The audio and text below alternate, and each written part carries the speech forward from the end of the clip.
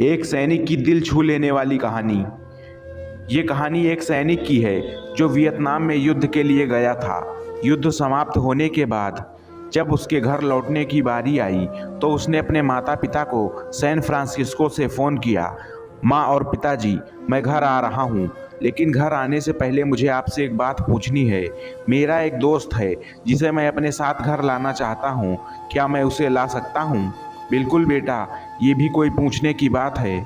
हमें तुम्हारे दोस्त से मिलकर बहुत खुशी होगी, माता पिता ने जवाब दिया। लेकिन पहले एक बात आप लोग जान लें, सैनिक बोलता गया।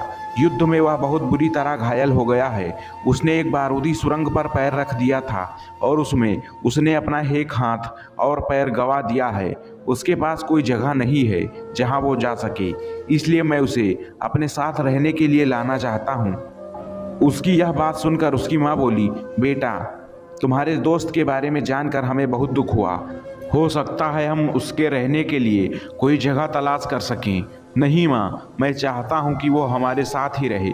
लेकिन बेटा, अब पिता ने कहा, तुम समझ नहीं रहे हो तुम क्या चाह रहे हो। इस तरह का अपाहिज व्यक्ति हमारे लिए कितना बोझ होगा। हमारी अपनी ज़िंदगी है जीने के लिए, और हम नहीं चाहते इस तरह की कोई भी परिस्थिति हमारी ज़िंदगी में दखल दे। मेरे हिसाब से तुम्हें अकेले घर आना चाहिए और अपने दोस्त को वहीं छोड़ देना चाहिए। वह अपनी ज़िंदगी जीने के लिए कोई ना कोई रास्ता निकाल ही लेगा। यह सुनकर उस सैनिक ने फ़ोन काट दिया। कुछ दिनों बाद उसके माता पिता को सैन फ्रांसिस्को पुलिस ने एक संदेश भेजा जिसमें उन्हें बताया गया कि उनके बेटे की एक बिल्डिंग से गिरकर मौत हो गई है।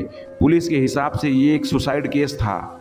दुखी माता पिता ने तुरंत ही सैन फ्रांसिस्को के लिए फ़्लाइट बुक कराई और वहां पहुंच गए। वहां उन्हें शहर के मुर्दा घर ले जाया गया ताकि वे अपने बेटे की पहचान कर सकें। उन्होंने उसकी पहचान कर ली, किंतु ये देखकर उनकी कपकपी छूट गई कि उनके बेटे का बस एक हाथ और एक पैर था।